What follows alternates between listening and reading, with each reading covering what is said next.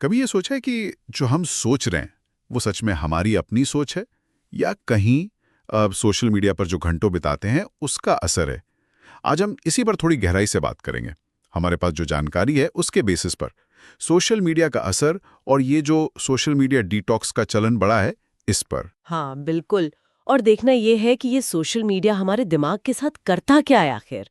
ये जो लाइक्स हैं, फॉलोअर्स, वो लगातार आने वाले नोटिफिकेशंस, हाँ हाँ, वो तो बचते ही रहते हैं। बिल्कुल, वो असल में ना दिमाग को छोटे छोटे इनाम जैसे लगते हैं। डोपामीन हिट्स कहते हैं इन्हें।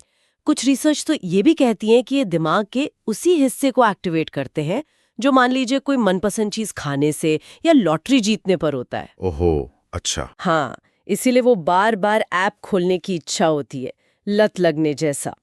और इसी वजह से, जैसा कई आर्टिकल्स में है, लोग अब डिटॉक्स के बारे में सोच रहे हैं। ये सिर्फ मतलब दिमागी शांति के लिए नहीं है, बल्कि एक तरह से खुद को वापस पाने की कोशिश, अपनी असलियत से जुड़ने की। और एक बात जो मुझे काफ़ी दिलचस्प लगी जानकारी में, वो ये कि हम लगातार अपनी तुलना करते रहते हैं दूसरों से ऑनलाइन।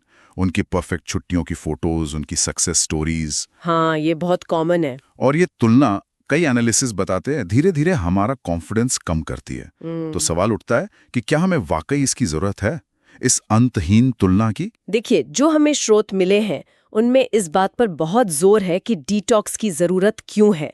इसका सीधा कनेक्शन हमारे मानसिक स्वास्थ्य से है, मेंटल हेल्थ से। हमेशा ऑनलाइन रहने का प्रेशर, इतनी सारी इन्फॉर्मेशन, हम खो जाते हैं उसमें। हाँ बिल्कुल, थक जाता है दिमाग। सही कहा।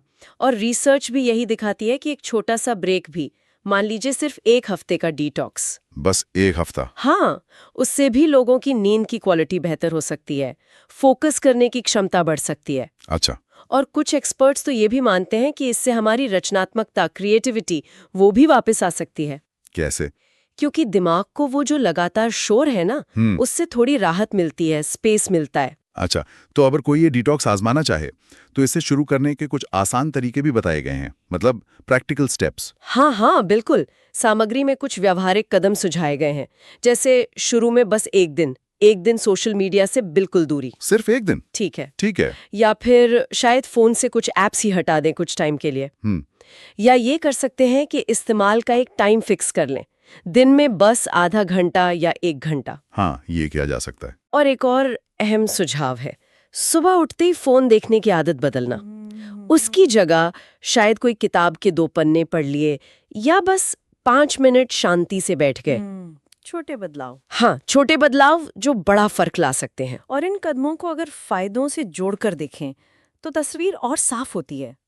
ये छोटे छोटे ब्रेक हमें शायद वो पल एंजॉय करने का मौका देते हैं जिन्हें हम अक्सर फोन में स्क्रॉल करते हुए मिस कर देते हैं। बिल्कुल, जैसे सुबह की चाय का स्वाद या किसी अपने से बिना फोन के डिस्टर्बेंस के बात करना। हाँ, जैसा कि सामग्री इशारा करती है, इससे हमारे रिश्ते ज्यादा गहरे हो सकते हैं। और सबसे जरूरी बात, हम शायद खुद से ज्यादा कनेक्टेड महसूस करें, मतलब असली कंट्रोल वाली बात।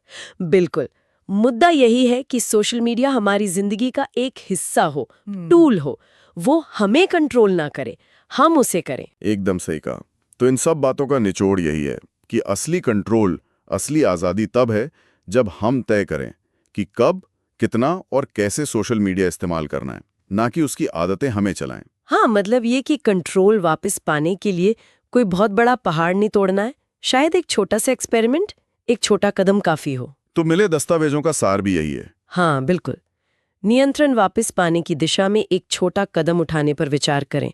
शायद इस हफ्ते बस एक शाम बिना सोशल मीडिया के, या वीकेंड पर कुछ घंटे ऑफलाइन। कैसा रहेगा? और जाते जाते हमारे श्रोताओं के लिए एक सवाल सोचने के लिए, इसी जानकारी के आधार पर, क्या कभी कभी जानबूझकर ऑफलाइन जाना हमें असल में अंदर से ज्यादा ऑनलाइन बना सकता है? मतलब अपने विचारों और अपनी भावनाओं के प्रति ज्यादा जागरूक? इस हफ्ते अपनी डिजिटल आदतों पर थोड़ा कंट्रोल पाने के लिए वो कौन सा एक छोटा सा कदम हो सकता है जिसे आजमाया